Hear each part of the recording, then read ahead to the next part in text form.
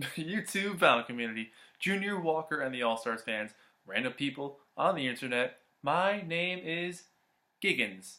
We are here today to talk about Junior Walker and the All-Stars' fantastic album, Home, Cookin, released on Soul Records in either very late 1968 or very early 1969, depending on what source you find and what information is out there on the internet, because I wasn't live at that time, so I wasn't there to know exactly when it came out. But I'm here to talk about it today, and that's what matters. So I absolutely love this album. I think Junior Walker and the All-Stars had some of the coolest stuff in the 60s in terms of soul music and R&B, and in terms of absolute excitement and energy and enthusiasm for what they were doing. You really get that feel across in a lot of their songs, especially on songs like early stuff on the Shotgun album. And especially this one. Soul Session, not my favorite album by them, but still good stuff on it. This one, though, I have to say is probably my favorite, because this one kind of was a game changer for them. So they had been doing a lot of the mostly instrumental stuff and then some vocal stuff throughout their career. And like I said, Shotgun was one of their biggest songs. That actually was their biggest song up until this album. When that little track buried away in side 2 called What Does It Take to Win Your Love got released as a single well after the album came out, and I'll talk about that in a bit. That was a big song for them too, and things changed for them because of this album, but well, for Junior Walker really, but this album is cool because it's a collection of a handful of singles that were released throughout 1968 and then some new stuff at the end of the year that was added on to make this album. Come See About Me was a single, Home Cookin' was a single, and Hip City, parts 1 and 2 were also singles. So I discovered this album completely by random accident one time, and I picked it up, and I just absolutely loved it. So let's jump into it, shall we? So this album opens up with a version of Come See About Me, the famous Supreme song. But it's cool because they say, Come See About Junior, that's me, which, you know, they sing throughout that part, which I think is great. I love the passionate lead vocals. I think Junior Walker had a fantastic voice. He really could sing anything. He had a great R&B, soulful depth to his voice that I think lends itself really well to whatever he was singing. So taking a song that wasn't his own and then making it his own works really well for him. But I love the background vocals so much throughout this song. It's just super fun. The sax is just totally where it's at. The thumping bass line throughout this thing is just really colorful and fun to listen to and adds a lot of dimension to the track itself. Really, really fun way to start the album. The song itself was a single in late 67. It was November of 67. And I forget what it charted at, but so there's songs dating on this album at least 18 months or so beforehand, before this album came out. But very cool song. Then you get the classic, What Does It Take to Win Your Love? When this song was being recorded, Junior Walker was a little hesitant about doing it because it's really sort of a sultry, seductive, kind of romantic type song. And what they were known for is some pretty happy, upbeat, kind of, not light stuff, but like just fun, danceable tracks. And so when they did this song, he was kind of like a little unsure about it. And it was just kind of buried away. That's the second track on the album. Not even a second thought. And then further on down the line, you know, throughout 1969, as this album was being played on the radio, that track got picked up by DJs and people were just requesting it over and over again. And Motown was hesitant at first, being like, nah, that's got no potential. We're not going to put that as a single.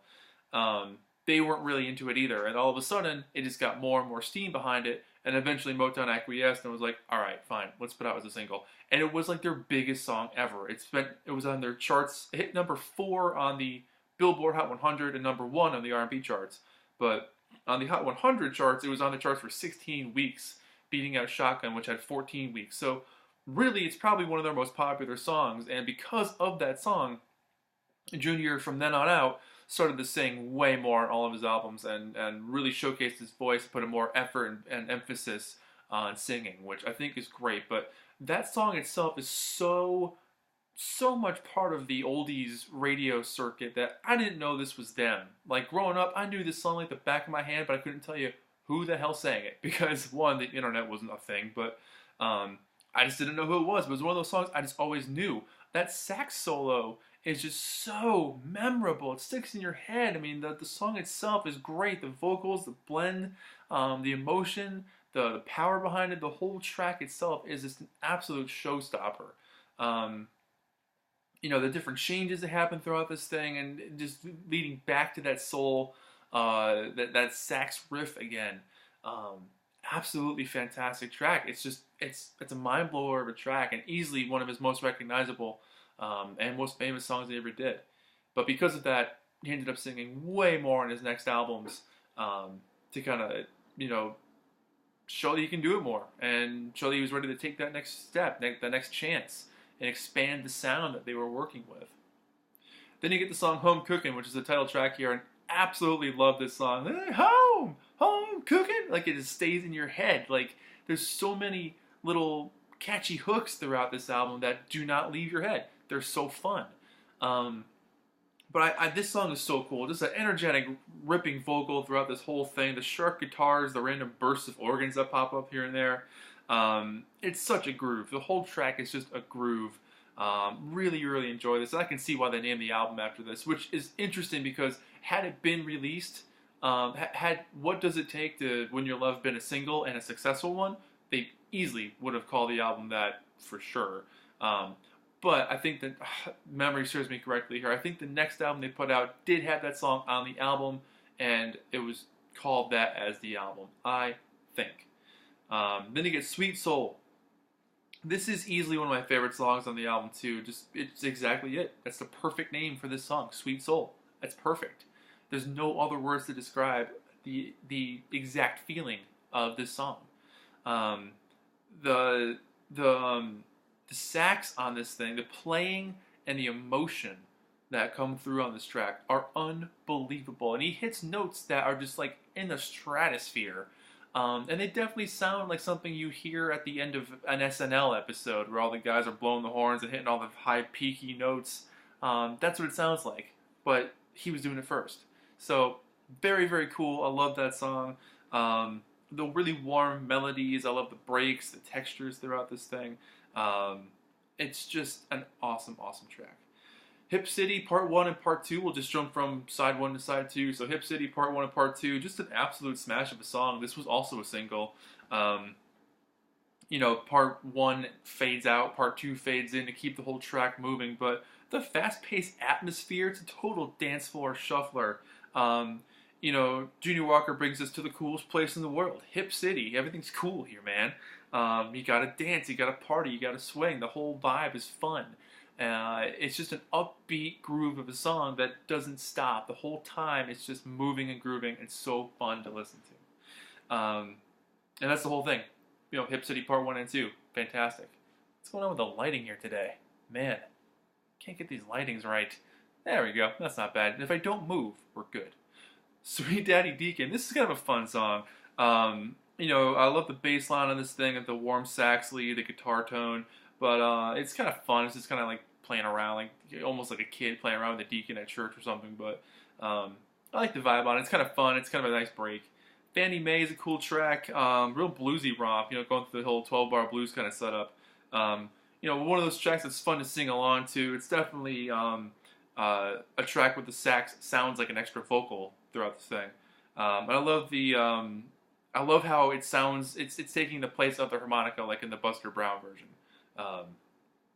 Not the track, so that's pretty cool. The Things I Do For You, this is a cool song. I really love the group vocal here. It's real heavy groove on this one. I love the deep bass lines, really sharp guitars, and Junior's really raw vocal throughout this thing I think is great. It's full of conviction, just full of like energy and spirit, and the whole album is like that really, but this track in particular I think is a good showcase for him. And then the last song on this thing, Baby Ain't You a Shame. I love the drum fill that kicks this thing off, the dueling guitar riffs, and the really clean tone that they had together. The echo in Junior's voice is a nice little effect to add on to it. It makes it really cool to listen to. But the song builds up like randomly, and there's like some non-stop grooves throughout this whole thing that just beg you to dance. The whole track is just fun to listen to. I know I've said that a couple of times, but it's true. It's just a fun song to hear. And you get the whole like throat scratching vocal throughout this whole thing, you know, leading up to a really slow fade out, which is kind of a unique thing. I haven't heard a song like this before. The fade out was just very gradual, which I thought was kind of cool. Um, so yeah, um, that's kind of it. I mean, I really, really love this album. Some interesting facts about it. You know, like I said, "What Does It Take to Win Your Love" is easily the biggest song on this album. But I find it so funny that it's just like tucked away on side one. Just the second track, just like this happens to be another song, not like one of the greatest songs of the '60s. Just like stuff this on here. It's all good. "Come See About Me" was a single that was released in November '67, but it did peak at number 24 in January of 1968. It was on the charts for 11 weeks. And "Home Cookin" was a single, which is pretty cool. Hit number 42 in February of '69, where it was on the charts for 6 weeks. And "Hip City" was also a single in the summer of '68, leading up to this album, where it peaked at number 31 in October of that year. It was on the charts for 11 weeks. So this is the back cover. Junior's at the restaurant there for some home cooking. There's the track listings. Pretty cool. I love the soul label there. Let me take this thing out. It's cool. My copy of Shotgun is actually an early one with the original soul label, where it was written on on the side. So it's not like this kind of purple label. But this album itself is just in fantastic shape. There's not like one scratch on this thing anywhere. Very, very cool to take a look at. But there you go. I love that soul label. Man, that thing is so cool. So yeah, overall, let me show you the original inner sleeve here. This is the Motown sleeve. It's a little beat up, but you know, you can see all the other albums you'd like to buy. So there's Temptations, there's Four Tops, the Supremes, you name it, they're on here. I absolutely love this album. It's so fun to listen to. It's just a good album. It's lighthearted. It's got good spirit to it. The whole vibe is upbeat and energizing. You know, just a great thing to put on and like just have a good relaxing time too. Or if you want to have some friends over, dance around, can't go wrong with this thing. Easily an 8 or 9 out of 10, hands down. It's a fantastic album. The playing is top notch. The whole band is super tight. They are gelled like a well-oiled machine with each other. They know what each other's going to do the next part, and they completely complement each other. Fantastic combination of really, really talented guys. Great group. Fantastic. So that's it. Junior Walker and the All-Stars, Home Cookin', released on Soul Records in early '69. From what I can tell, January 6, 1969. The back of the record says 1968, but who knows? So that's it. My name is Giggens. This has been Album Reviews with Junior Walker and the All-Stars, Home Cookin', and I'll see you guys in the next video. Thank you so much for watching, and that's it. Bye-bye.